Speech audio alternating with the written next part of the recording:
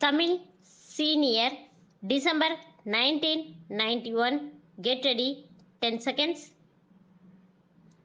5 seconds. Start.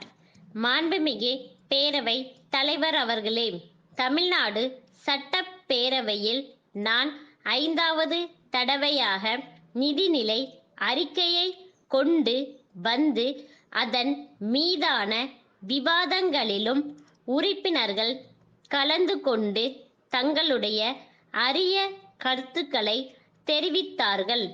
அவற்றுக்கெல்லாம் சம்பந்தப்பட்ட அமைச்சர்கள் அவ்வப்போது விவரமாக பதில் அளித்தார்கள்.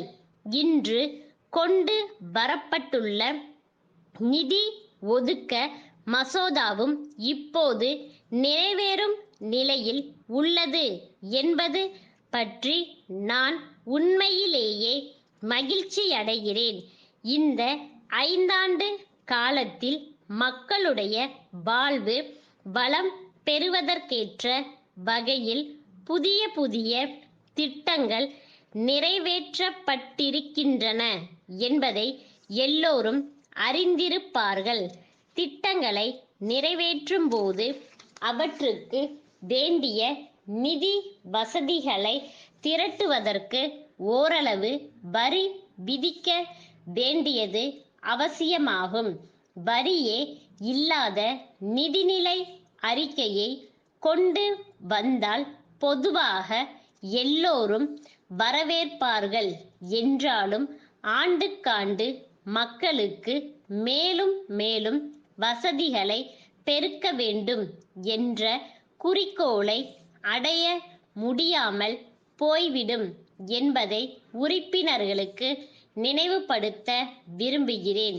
வரி விதிப்பை பொறுத்தவரையில் வசதி படைத்தவர்களிடமிருந்து ஓரளவு வரிகளை பெறும் வகையிலும் வறுமை கோட்டிற்கு கீழே இருக்கும் மக்களுக்கு வரி சுமை இல்லாத வகையிலும் இந்த அரசு கொள்கையொன்றை பின்பற்றி வருகிறது என்பதை இங்கே சுட்டிக்காட்ட விரும்புகிறேன்.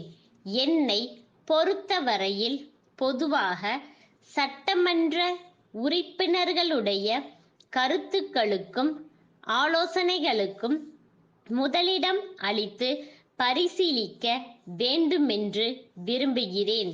குறிப்பாக எதிர்க்கட்சி உறுப்பினர்களுடைய கருத்துக்களை பெரிதும் மதிக்க வேண்டும் என்ற வகையில் நான் செயல்பட்டு வருகிறேன்.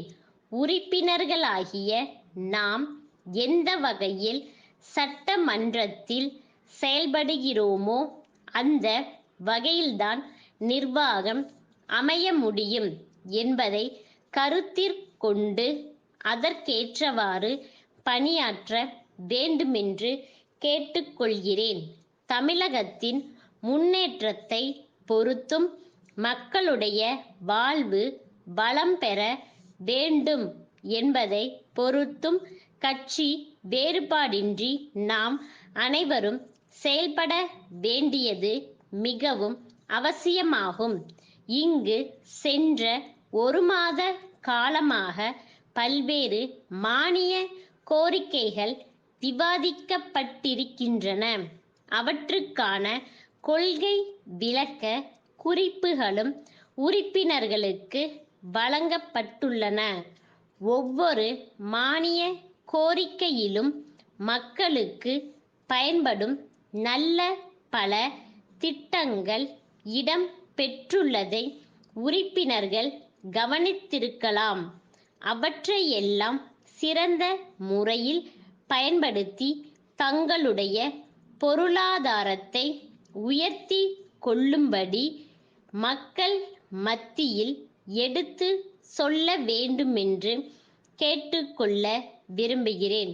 அடுத்த நிதியாண்டில் தமிழகத்தில் பல்வேறு திட்டங்களுக்காக நாம் கோரியிருந்த தொகைக்கு திட்ட குழுவும் மத்திய அரசும் இசைவளித்திருக்கின்றன என்கிற மகிழ்ச்சிகரமான செய்தியை இங்கே கூறிக்கொண்டு மாண்புமிகு பேரவை தலைவர் அவர்களுக்கு நன்றி கூறி உரையை முடித்து கொள்கிறேன்.